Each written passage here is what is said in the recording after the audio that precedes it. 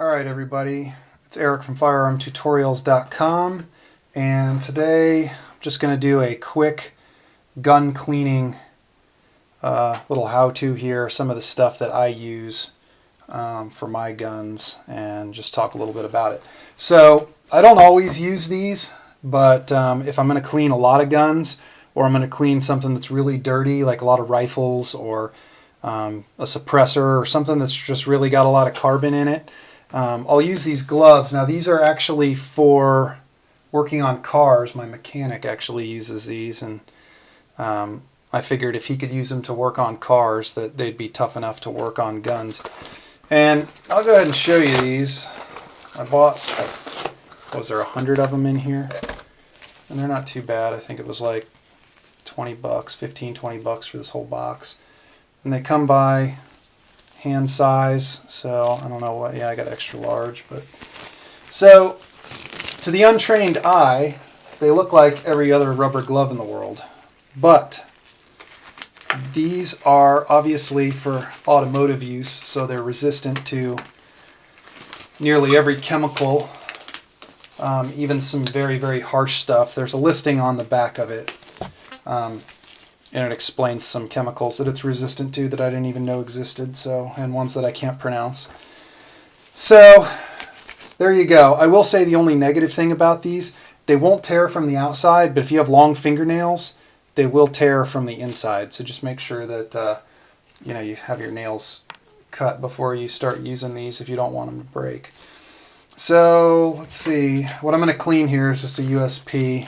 I didn't put many rounds through it, but first thing we'll do is check to make sure it's not loaded. Nope, not loaded. Take the magazine out. Just kidding, guys. I check all these before I start, obviously. So this shouldn't take long. Shoot, I can never remember which way these go on. It shouldn't take long. The handguns don't get very dirty unless you're shooting just a ton of rounds out of them. But nonetheless, let's give them a good clean. So what I'm going to be using here, these are the Hilco Lube wipes, and the reason why I use these is A, they don't smell like chemicals. Some of the other stuff like that hops, ooh, it just has a real potent smell. These actually smell like bubble gum, which isn't, I guess, the most ideal thing, but versus smelling like gasoline, they're pretty good. So, and they're tough too, so I can rub these around without worrying about them breaking. I haven't had them break or rip or tear or anything like that. I've put them inside of ARs, even down barrels and stuff, and had no problems with them. And they work pretty well. There's a good amount of lube on them, as long as you keep that can sealed up. And kind of just run it around, clean all the little grooves, even clean the outside. And you'll be amazed how dirty the thing gets even just from shooting, oh, I don't know, I think I shot maybe 50 rounds through this.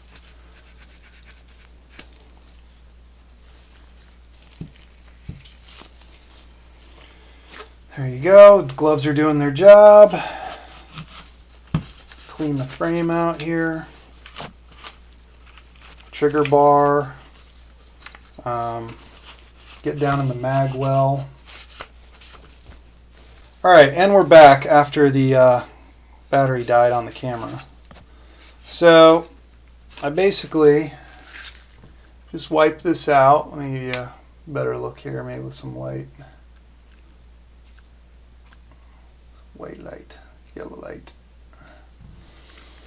So I basically just try and rub this guy out in the, that's what she said, in the parts that are going to get the most carbon, which is basically right over the breech, some of the internals.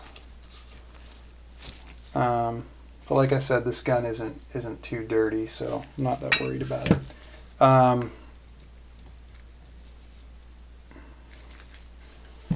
So we cleaned the slide up pretty good. Like I said, you just got to make sure that you get the grooves where the slide goes on the bottom of the receiver. So that's pretty good. This recoil spring really doesn't get too dirty. I usually just rub them out like so. Rub off the very end. It's more of like a lubrication purpose than a cleaning, because you're not going to get much off of these.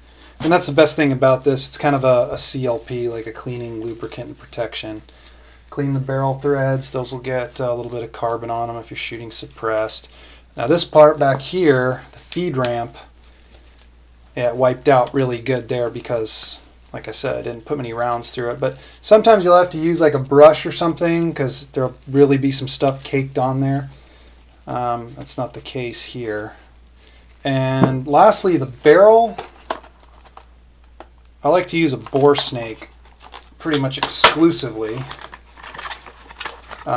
With a short barrel like this, I actually could roll this up and shove it down the barrel, but if I have this bore snake here, I might as well just use this. And since I am using a 9mm, this is a 30 cal bore snake. Put that down like so. Pull it through. There we go.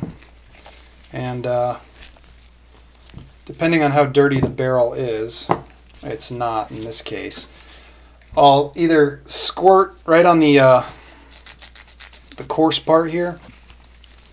I'll squirt some of this nitro solvent on there as it goes through the barrel, or if I've been shooting a lot, sometimes I'll use this Copperzilla. Basically just removes like copper and stuff out of the barrel a little easier. So we'll use that, which I'm not going to do here. I think this barrel is, yeah, it's nice and clean. So we'll go ahead and reassemble it.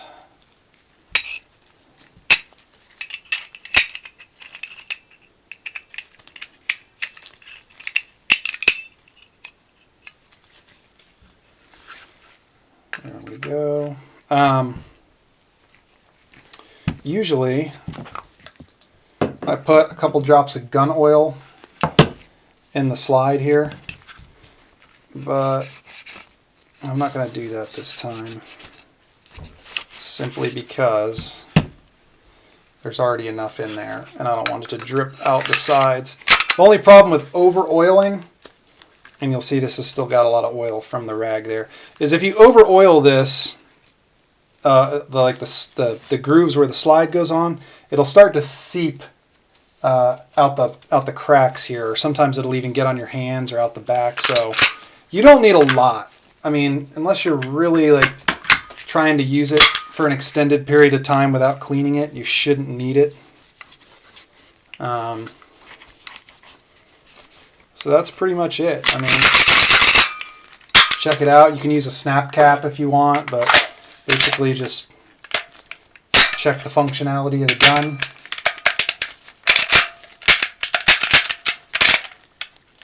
Everything seems optimal, and you've got a clean gun and a used pair of gloves.